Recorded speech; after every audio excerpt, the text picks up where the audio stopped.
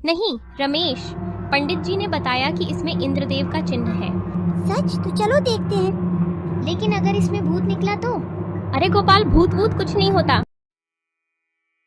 सुखपुर गांव में सूखे खेत, फटे हुए तालाब का किनारा और मुरझाए पेड़। आसमान में काले बादल घुमड़ रहे हैं, बिजली कड़कती है, लेकिन बारिश की एक बूंद भी नहीं गिरती।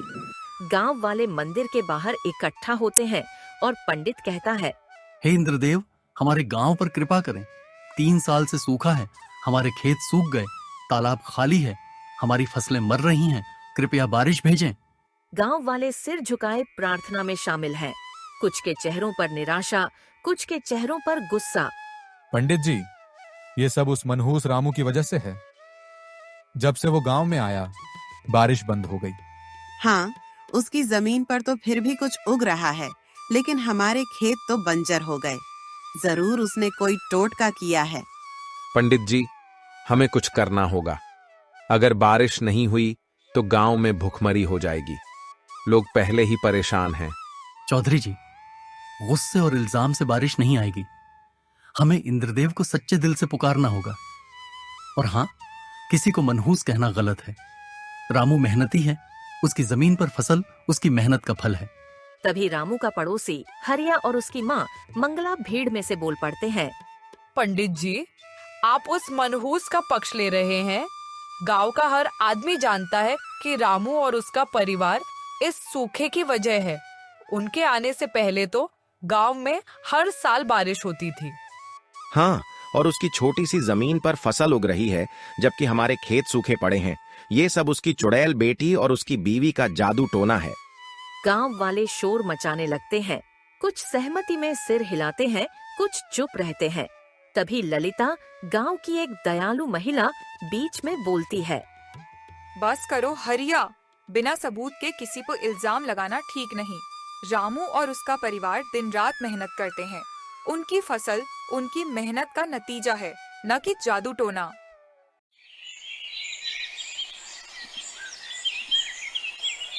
बाबा देखो, ये पौधा कितना हरा हो गया है। क्या ये बड़ा पेड़ बनेगा? हाँ रानी, अगर हम इसे प्यार और पानी देंगे तो ये जरूर बड़ा होगा।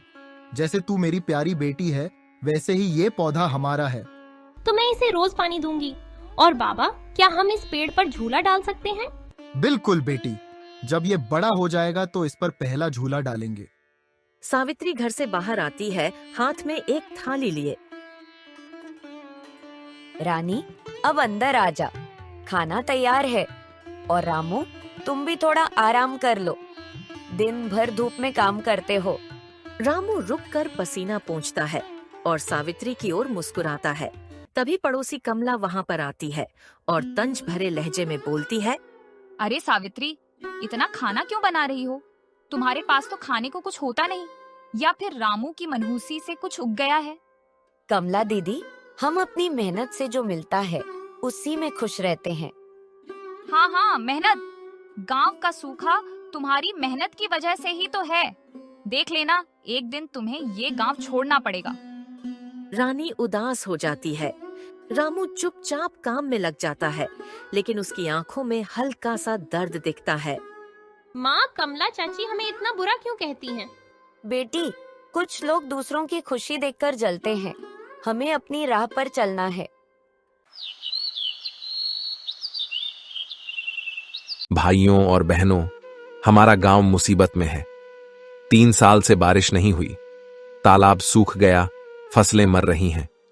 अगर ऐसा ही चला तो हमें गांव छोड़ना पड़ सकता है। हमें इसका हल निकालना होगा। हल क्या निकालना चौधरी जी? सबको पता है कि रामू और उसका परिवार मनहूस है। उनकी वजह से इंद्रदेव नाराज हैं। हाँ, उसकी जमीन पर तो फसल उग रही है, लेकिन हमारे खेत सूख गए। जरूर उसने कोई जादू टोना किया है। मैं कहता हूं, रामू को गांव से निकाल दो, तब इंद्रदेव प्रसन्न होंगे। गांव वाले शोर मचाने लगते हैं। कुछ सहमति में सिर हिलाते हैं, कुछ असमंजस में हैं। शांत हो जाइए। बिना सबूत के किसी पर इल्जाम लगाना पाप है। रामू मेहनती है, उसकी फसल उसकी मेहनत का फल है।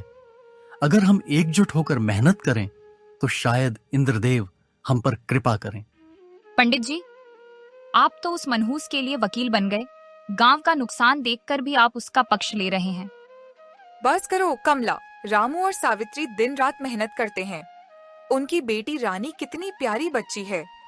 तुम लोग बिना सोचे समझे उन्हें मनहूस कहते हो। क्या तुम्हें अपनी मेहनत पर भरोसा नहीं? गांव वाले चुप हो जाते हैं। कुछ लोग ललिता की बात से सहमत दिखते हैं, लेकिन मंगला और हरिया नाराज नजर आते हैं। ललिता ठीक कह रही है, हमें मिलकर कोई हल निकालना चाहिए। मैं कहता हूं कल सुबह फिर पंचायत करें, तब तक पंडित जी कुछ उपाय बताएं। सभा खत्म होती है। गांव वाले अपने अपने घरों की ओर जाते हैं। हरिया और कमला आपस में खुसुर पुसुर करते हैं।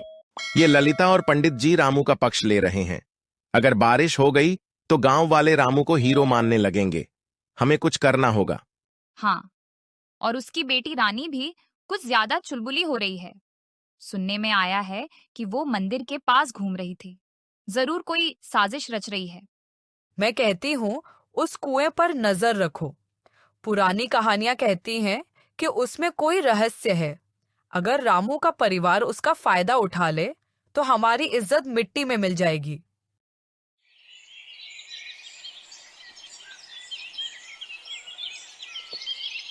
माँ, लोग हमें मनहूस क्यों कहते हैं? क्या हमारी वजह से सचमुच बारिश नहीं हो रही?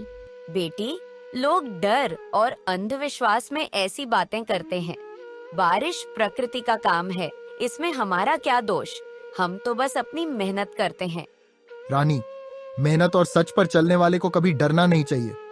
भगवान सब देखते हैं। लोग कुछ भी कहें, हमें अपने काम पर ध्यान देना है। बाबा, लेकिन अगर बारिश हो जाए तो क्या लोग हमें मनहूस कहना बंद कर देंगे? शायद बेटी, लेकिन हमें उनके लिए नहीं, अपने लिए मेहनत करनी है। मैं कुछ करूंगी बाबा। मैं गांव वालों को दिखाऊंगी कि हम मनहूस नहीं हैं। अगली सुबह सूरज निकलता है। रानी चुपके से घर से निकलती है और मंदिर की ओर जाती है। मंदिर में पंडित जी सुबह की पूजा कर रहे होते हैं। रानी उनके पास पहुंचती है। पंडित जी, नमस्ते। मैं आपसे कुछ पूछना चाहती हूँ। नमस्ते रानी, इतनी सुबह सुबह क्या बात है? तू तो हमेशा सवालों की पोटली ले आती है। पंडित जी, क्या सचमुच हमारी वजह से बारिश नहीं हो रही? लोग हमें मनहूस कहते हैं। मैं कुछ करना चाहती हूँ ताकि गांव में बारिश हो। रानी, ये सब अंधविश्वास है। तुम्हारा परिवार मेहनती और सच्चा है, लेकिन गांव वाले डरे हुए हैं। अगर बारिश हो जाए तो शायद उनका डर खत्म हो। तो मैं इंद्रदेव को कैसे मनाऊं? बेटी, इंद्रदेव को सच्चे दिल से पुकारो। और हाँ, हमारे मंदिर के पीछे एक पुराना कुआं है। लोग कहते हैं कि उसमें इंद्रदेव का एक प्राचीन चिन्ह है। शायद वहां कोई रहस्य हो। सच पंडित जी, मैं अभी जाकर देखती हूँ। रानी मंदिर के पीछे दौड़ती है। वहां उसे एक पुराना सूखा कुआं दिखता है, जिसके किनारे पर पत्थरों में नक्काशी की गई है। नक्काशी पुरानी और धूल से भरी है। रानी उसे पढ़ने की कोशिश करती है, लेकिन समझ नहीं पाती। वह अपने दोस्तों को बुलाती है। रमेश, मीना, गोपाल, यहाँ आओ। रानी के दोस्त रमेश, मीना और गोपाल दौड़ते हुए आते हैं। रानी, ये क्या कर रही है? ये तो बस पुराना कुआं है। नहीं रमेश, पंडित जी ने बताया कि इसमें इंद्रदेव का चिन्ह है। अगर हम इसे समझ लें तो शायद बारिश हो जाए। सच? तो चलो देखते हैं। लेकिन अगर इसमें भूत निकला तो? अरे गोपाल, भूत वूत कुछ नहीं होता। चल मदद कर। बच्चे कुएं की नक्काशी को साफ करने लगते हैं। वे धूल हटाते हैं और पुराने चिन्हों को पढ़ने की कोशिश करते हैं।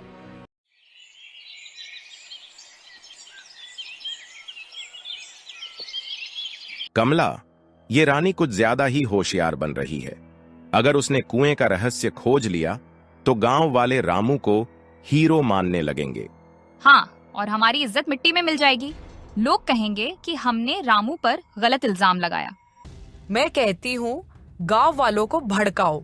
बोलो कि रामू का परिवार कुएं में जादू टोना कर रहा है। लोग पहले ही उनसे नाराज हैं और भड़क जाएंगे। ठीक कह रही हो माँ। मैं अभी चौधरी के पास जाता हूँ। हरिया गांव वालों को इकट्ठा करता है और उन्हें बताता है कि रानी और उसके दोस्त कुएं में कुछ गलत कर रहे हैं।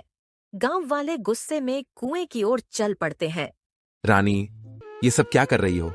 तुम लोग कुएं में जादू टोना कर रहे हो?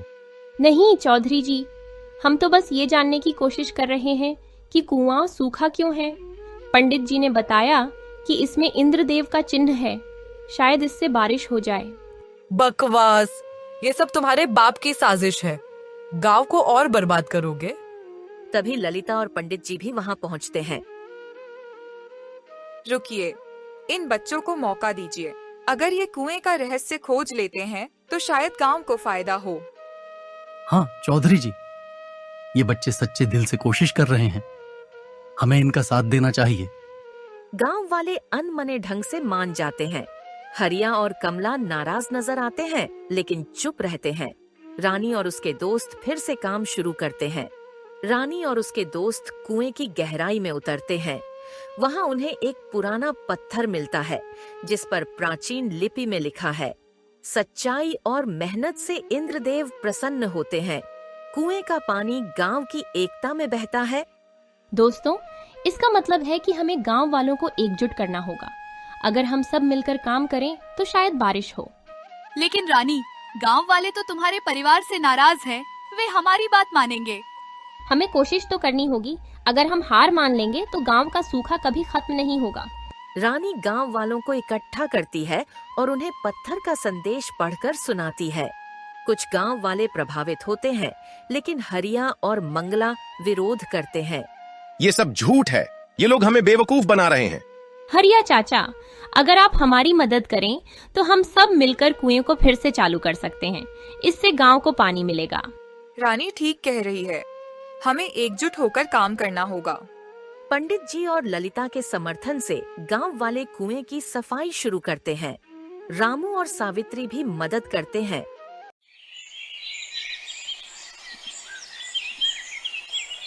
कई दिनों की मेहनत के बाद कुआं साफ हो जाता है। तभी आसमान में बादल गरजने लगते हैं और बारिश शुरू हो जाती है। देखो बाबा, बारिश हो रही है।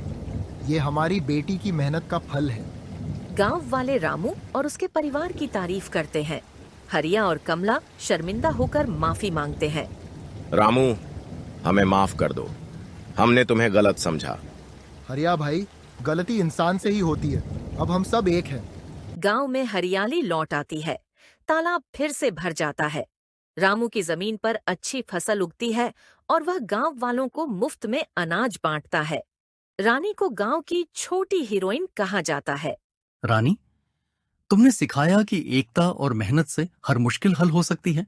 पंडित जी, ये सब बाबा और माँ की मेहनत की वजह से हुआ। और हाँ, इंद्रदेव ने भी हमारी पुकार सुन ली।